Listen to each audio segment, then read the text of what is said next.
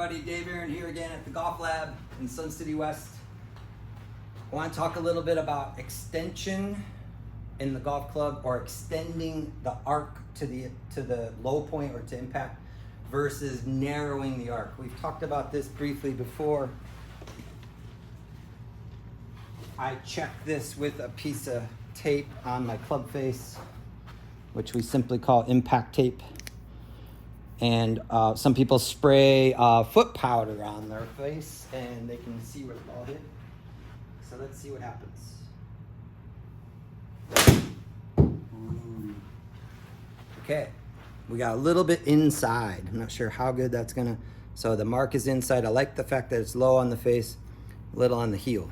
Okay, so now if you look at this view as the club is coming into impact, the club coming into impact is going to hit the ball about like that. If I pull the handle and the inside of the circle, being my body rotation, goes too hard, the club will come in and I'll get stuck holding the angle too long. And the arc will narrow. So it'll look like this. And people who do that usually are very steep, and they come in and they pull, and then the miss hits off the toe. I've had this situation a few times this week, so I want to talk about it. What I would normally say is your arm swing is not extending down or out on the plane line enough. If your arm swing is extending straight down, then your hands are going to come in, the club's going to come in, you're going to hit off the toe. So I want to see the arm swing extend down and out on the plane line instead of swinging across my body. When I pull across my body, the club head will open, club face will open, club head will come in and narrow.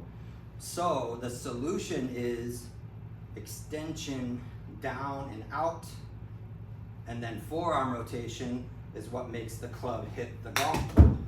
My arm swing feels like it's going inside to out. The path of the club is going on an arc, but my arm swing and my hands feel like they're going out. So if I keep going here and go for it, that feels like my arms are going out here. So I tell people it's like a yo-yo in my right hand and the string's tied to my sternum. And when I throw that yo-yo, when the string goes tight, it's gonna swing through. The arc will make that yo-yo go around my body. What I feel like as the golfer is my hands and arms are pushing out, and then the club head will create the arc.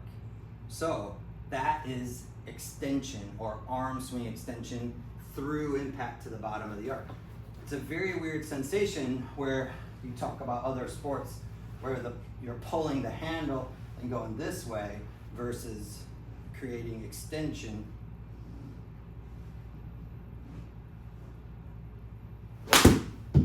like that. So when you see that on full speed, you can't tell that I'm even doing that. It just looks like I'm swinging through.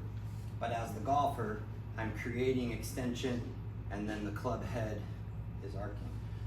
Some people will say, well, that's not holding the angle. I thought you were supposed to hold the angle. I don't hold the angle and create shaft lean like this.